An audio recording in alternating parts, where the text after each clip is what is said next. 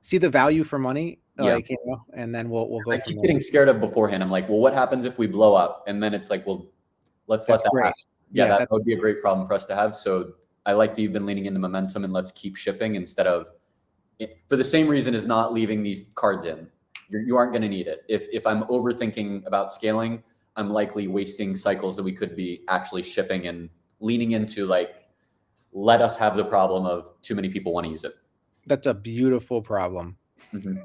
Like, let's get that problem, please.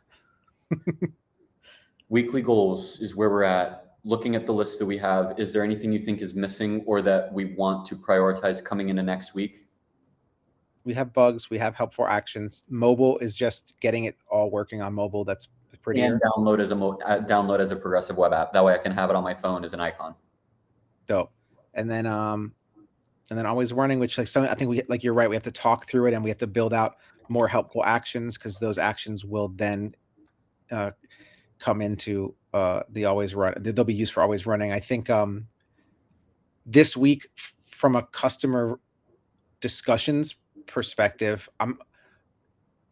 uh, I'm going to set up calls with people that have like I've onboarded them, I've showed them how to use it. We've had discussions. You've been a part of some of those calls, but some of them not. But now it's like we've given them a week and a half, 2 weeks to use it.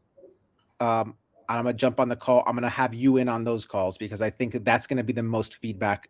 Is like now they're gonna give us like the real feedback. I didn't use this. Here is a bug, et cetera, and they kind of are gonna know how to use the product. And that's when I think we can start to think through like if we get more requests for people like, oh, I wish it did X Right. for me, we can think through if that requires an always running.